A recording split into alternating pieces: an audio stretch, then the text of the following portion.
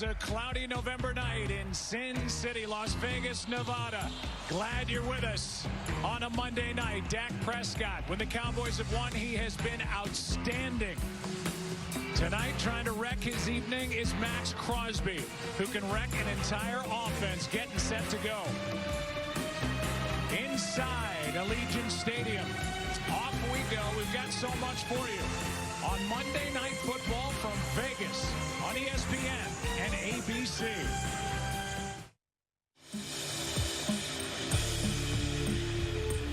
Silver and black owns these streets and knows the soul of this town. It's hunger for action and for winning while living the dream.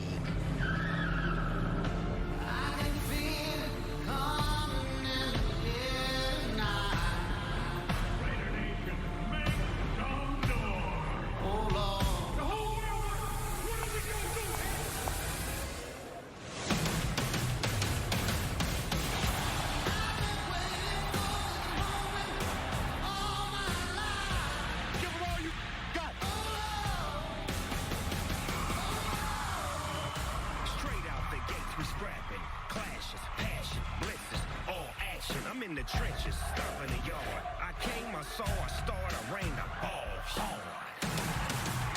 Hit it.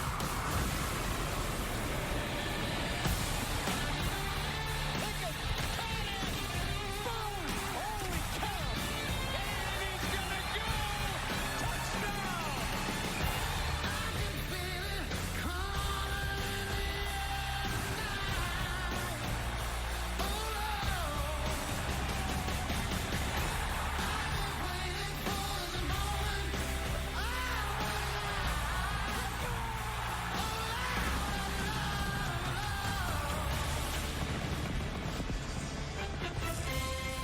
your matchup at the end of week number 11 around the NFL. The Dallas Cowboys, the Las Vegas Raiders, as we welcome you to the Progressive Monday Night Kickoff. And now welcome inside the broadcast booth, everybody. I am Joe Buck. For the Dallas Cowboys, this is their first game back since the sudden and tragic passing of their teammate Marshawn Kneeland, who in the early morning hours of a Thursday 2 weeks ago took his own life. For how these Cowboy players are dealing with all of that emotion while preparing for tonight's game, we send you down to the field and check in with Lisa Salters. Joe, it's been a difficult 10 days for the Cowboys organization as this team tries to process their loss while also preparing to carry on with the rest of their season. The last time Marshawn Kneeland was on the football field, he recovered a blocked punt for his first career touchdown. Just 3 days later, he was gone.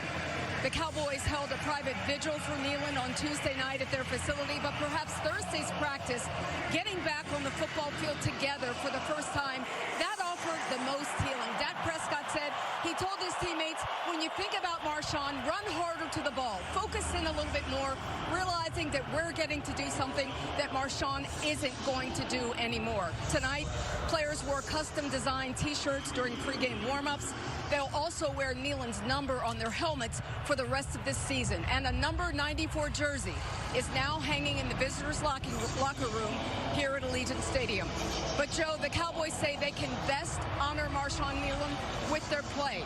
It's how we can move forward, Dak Prescott said, and bring Marshawn's memory with us.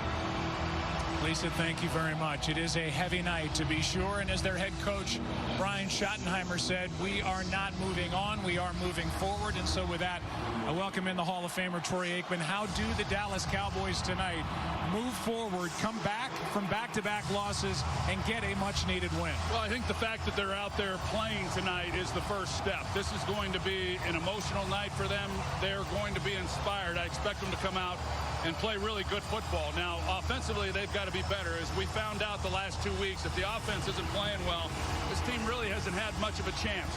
They do have some reinforcements on the defensive side of the ball tonight, which should help them. But I think offensively, in order to get Dak back into playing the type of football he was earlier in the year. I really think they got to rely a little more on Javonte Williams. He's having a heck of a season. Run the football, kind of try to calm things down a little bit in the early going. And they made those 2 deals. They've got Quinnen Williams ready to go tonight. They've got Logan Wilson ready to go. Let's talk about the Raiders. They are 2-7. They've got a head coach who's 74. He has built a winner and won a Super Bowl, did that in Seattle. They have a quarterback who's 35. It's more of finding a platform to build upon and kind of stop the bleeding here with the Raiders, but they believe they can win tonight's game. They do, and you wouldn't really know that this is a 2-7 team. Pete Carroll certainly is frustrated. He's really not been in this situation too many times. You talk about the job he did in Seattle. He took that team to the postseason. Here they are 2-7, and he's the eternal optimist, as we know. He talks about competition. He's trying to build a culture here, and tonight is their opportunity on primetime television in front of a big audience to show what he's done up to this point. And their best player, one of the best players in the entire NFL, Max Crosby, caught up with Laura Rutledge just moments ago. It's a performance above. It's brought to you by Jersey Mike's. Laura. Thank you, Joe. Max, we know how much this organization means to you. What needs to happen tonight to start turning this season around? We got to do whatever it takes to win. You know what I mean? We've been close, but close ain't good enough. You know, we got to find our ways, you know, to take that next step, and that's why we're here. You know, Monday Night Football in front of the whole world. There's nothing better. You can't make it up. What challenges did Dak Prescott and this Cowboys offense present? I mean, Dak's a great player. Respect the hell out of him, but it's our job to ruin his night, and that's what we got to do. All right, good luck. Appreciate you. Joe. Laura, thanks. There is nobody more relentless in this league than Max Crosby. It'll be fun watching him tonight. We continue. You're watching the Progressive Monday Night Kickoff.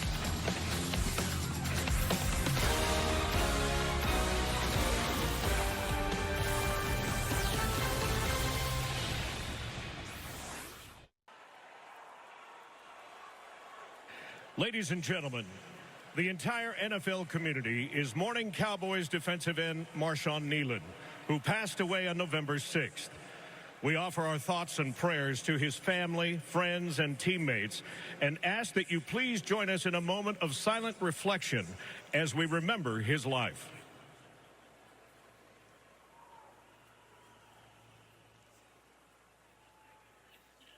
Thank you. If you or someone you know is struggling or needs emotional support, please call or text 988. We ask that you please stand for our national anthem. Here to present our nation's colors is the Rancho High School Junior ROTC Joint Forces Honor Guard. And now to perform the Star-Spangled Banner, please welcome Michael Trotter, a two-tour war veteran, and his wife, who make up the Grammy-nominated duo, The War and Treaty. Whoa, say, can you see by the dawn's early light what so proudly we hailed at the twilight's last gleaming, whose broad stripes and bright stars through the perilous fight, o'er the ramparts we watched were so gallantly streaming, and the rocket's red glare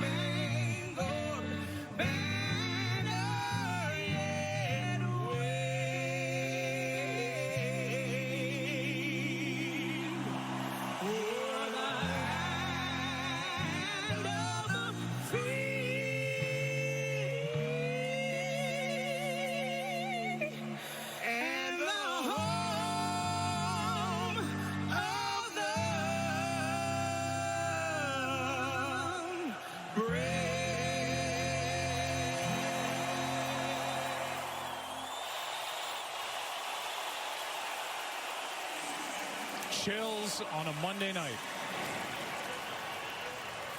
It's time to play football when we come back. Please direct your attention to the peristyle.